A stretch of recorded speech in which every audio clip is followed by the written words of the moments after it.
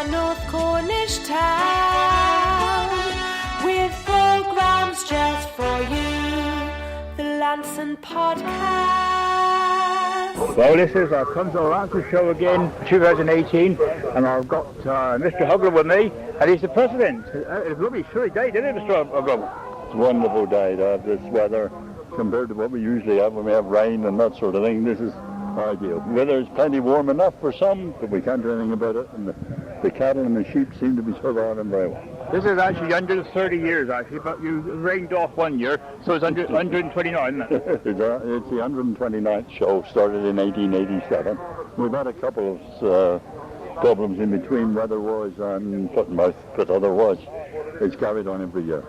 Actually, it's moved over the years, isn't it? It's been out here for several years in Kenner's House, but it's moved several years, isn't it? Previous to this site, I think it came here in the mid-1950s. Before that, it was 55 years ago, I've been told. Before that, it was held at Harden and a couple other sites in the middle of town. Well, good job this time. What's your name, all right? I'm Robert Tucker. I'm the show chairman. My privilege today to escort this president around for the day, Mr. Eric Oglow. This is the first time actually you've got a mobility vehicle, isn't it? If you're around. Well, it's the first time we've used it more. Eric isn't the fittest of men, but it's great that he's here today with us. And to have this golf buggy, we can get around to see all the show. And if there's somebody that you don't want to speak to, or you've spoken long enough, you can drive on. There's a lot of cattle around this year, isn't there? A lot of cattle? Yeah. Yeah, surprisingly so, despite the weather.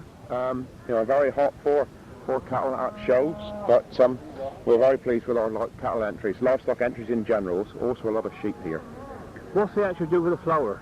It's the sort of tradition that's carried through that the president and his wife and the chairman and his wife are presented with a buttonhole, and we try and look after it all day. People become members actually of Launceston Show, can they? There's membership of the Launceston Show every year, yes. Well, actually, thank you. We'll talk actually, and I'll move around the show ground this year and see what we've got to offer. Thank you very much. Thank you. Thank you.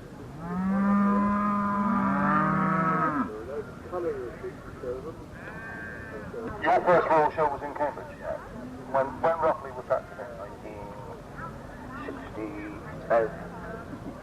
Then it went to Stoneleigh. And that's where it stayed until a few years ago. Sadly, it's no longer there. That's right. Well, come and join a bit of microphone, actually. What have you been doing? My name's James Morris. I'm an auctioneer for Kibbles, but my job here today is to be the commentator in the cattle lines. So I'm really here to entertain the public, really, to inform them, to tell them what breed of animals in what ring and what age and who the exhibitors are and who's won the championship. So I've got to get my facts right. How many years have you been doing this? I've done it for 5 years at the Royal Cornwall Show.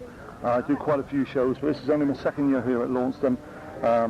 The president of the show last year, Les Vanstone, really nice chap, and he wanted me to do it, so I've done it last year, doing it. It's good to see actually youngsters involved. Yeah. I'm not sure I qualify as a youngster at 44, but there's lots of young people here. That's our future of the show, isn't it? We've got exhibitors here of the age of 8 to the age of 16 in our junior handlers, and then we go really from 16 to 75 probably. So a real age span all the way up through. So our future in Launceston Show is in good hands. Absolutely, it's a great show. The sponsors, the stewards and the committee are so important to this show, as they are, in any show, but here it's a really local show and a fabulous day, and I wish them all the very best. Thank you, Mr. Thank you. Thank you, sir.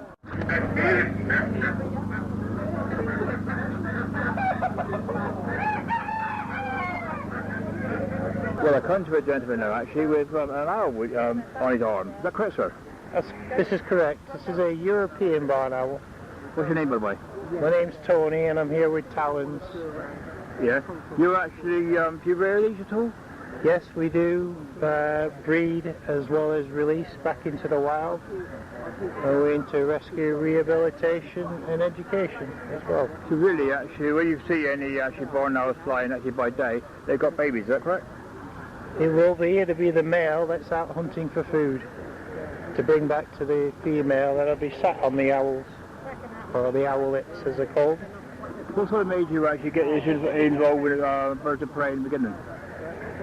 I was approached going back a year ago now if I'd like to come out and to do a couple of shows with them, and I've been here ever since. He's not very old, is he? The owl itself, this one I'm holding, is 2 years old. Do they live very long, actually, at all? In the wild, in numbers, you're lucky to see one get up to 6 years, but in the captivity, as this one is, she'll get up to 30. For me, a lot of people actually have got a barn, actually, keep it as a barn, not turn it into a house or dwelling, keep it as a barn, actually, because that's where they sort of live on the rafters, isn't it?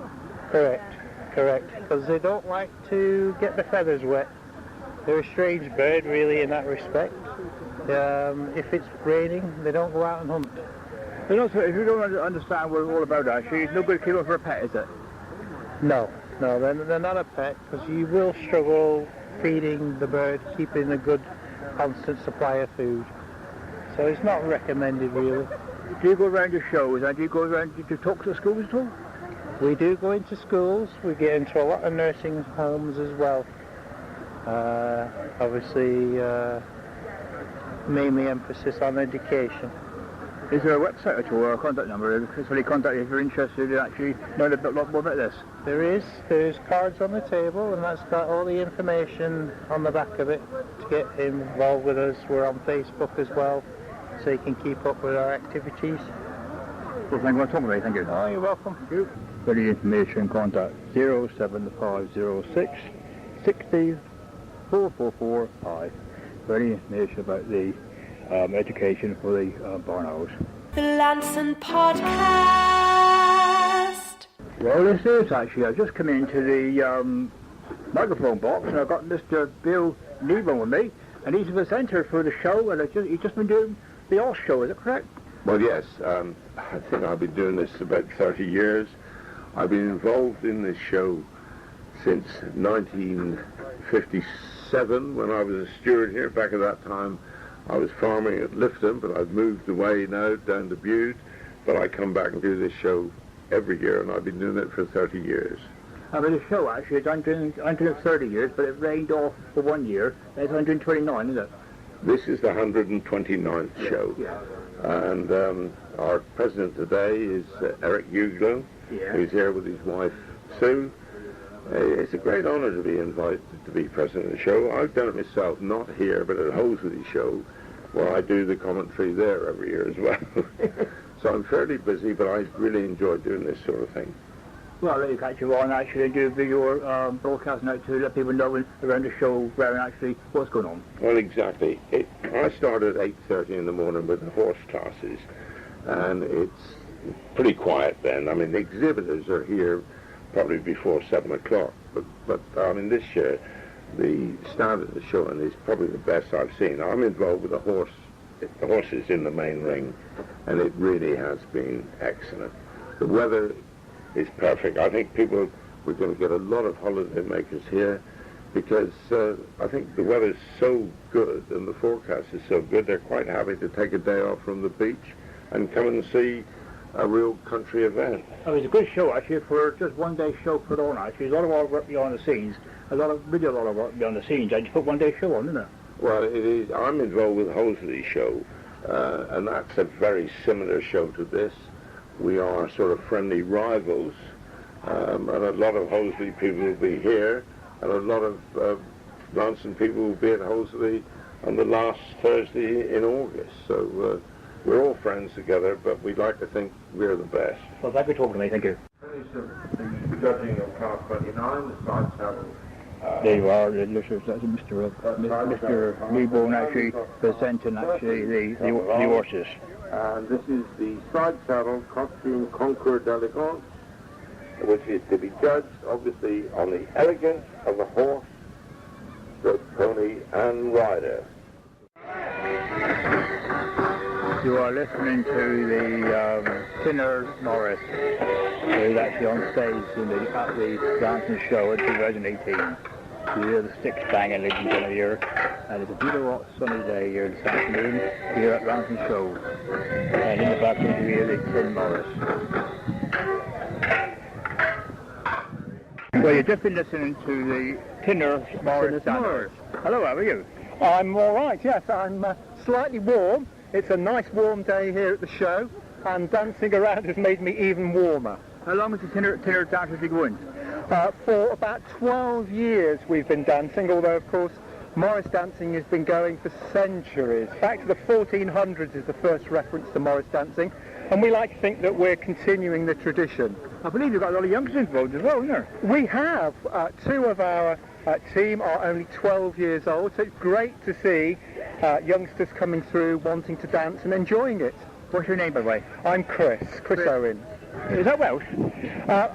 The word Owen is Welsh, but I don't know where that goes back in my ancestry. My grandfather comes from Norfolk, so completely the other side of the country. Are you always looking for actually new people to come along? We are, and if anybody would like to join us, we dance in South Seal, which is on the north edge of Dartmoor. We dance or practice typically on a Sunday morning, just at the time the Archers is on, so if anybody's looking to miss out on the Archers, do come and join us. Any chap, boy of any age, we'd love for them to come and see us. We have a website, which is tinnersmorris.co.uk, a Facebook page. If you put in Tinners Morris, you will find us. So yes, we're definitely looking for new members who want to have some fun, enjoy themselves, get some fantastic exercise. Morris dancing really is a great way to get a bit fitter. Now we said Morris, I feel like a pint of beer afterwards. We have been known to have a pint of beer, and for those who like a drink, then it's as good an excuse as any. You're not obliged to. I don't drink particularly, and of course the youngsters don't, but I dare say some of my side will be heading off towards the beer tent just as we're speaking now. And it's good exercise, really. If you're a Morris dance, if you've got a sort of injury, it can be a good exercise. It is particularly good. I mean, all sorts of dance are good exercise. Morris, I mean, it's a good social dance. We're having fun as we're doing it. It doesn't matter if you make a mistake or two, although we like to do as well as we can.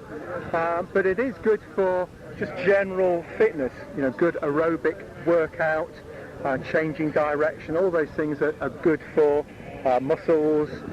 Many of us have, you know, sore knees or hips or whatever. One or two have had replacements, so it's open to anybody. So it's friendship, exercise, and enjoy yourself, and it's easy actually to do dancing at all. It's reasonably easy. I mean, you can certainly start off and come out with us dancing, and you can get something out of it really from the very early days.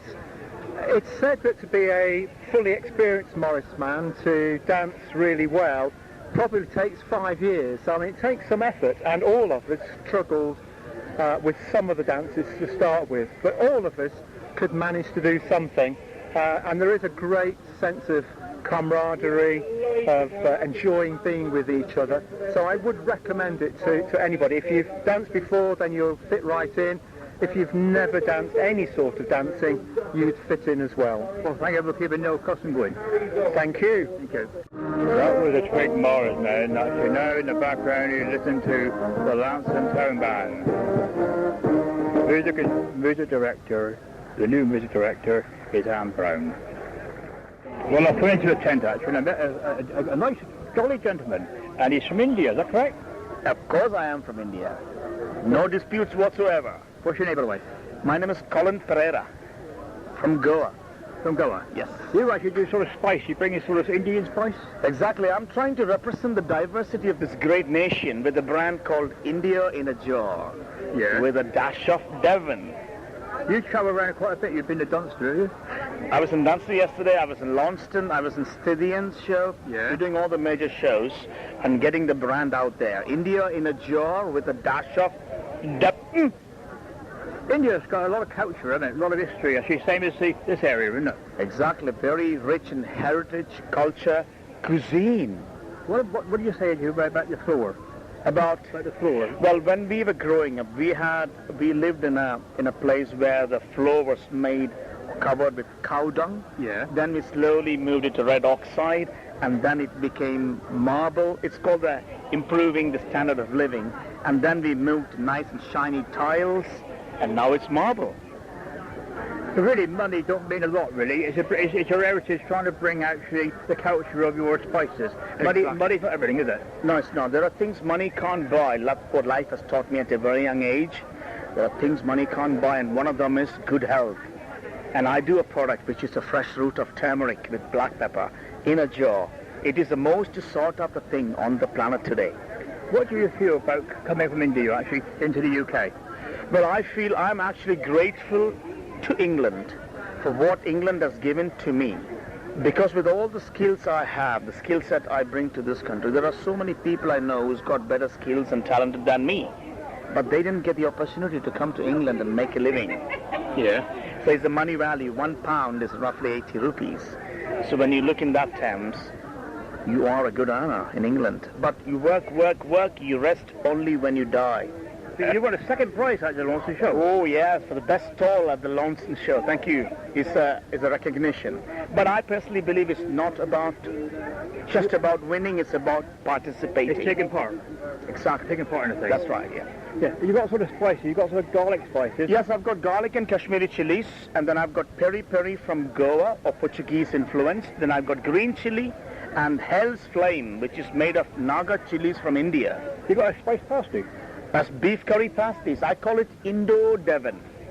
Indo-Devon. Indo-Devon. It's not Indian pasty then? No, it's Indo-Devon. Indian plus Devon influence, because pasties come from Devon and Cornwall, and you'll get a bit of Indian touch to it. You've always got a very smiling face, a very happy face. You keep that for you, do? It's true, because I believe it takes less muscles to smile and more muscles to frown. Well, then you talk to me anyway. Is there a contact number? If somebody's interested. Oh, it's 07771217772. And it's indiainajar.com. And you go to any shows and people will contact you? Well, we've got the Mid-Devon show, and we've got the Oakhampton show, North Devon show, Honiton show. We're doing all the shows. You take your spices with you? Of course, that's what I do. Thank you, mate. Thank you. You're most welcome. Thank you. Better to finish off this Launceston Show 2018. The background is Launceston Town Band. Take care. Hear from me again. I hope you enjoy. Bye now. The Launceston Podcast.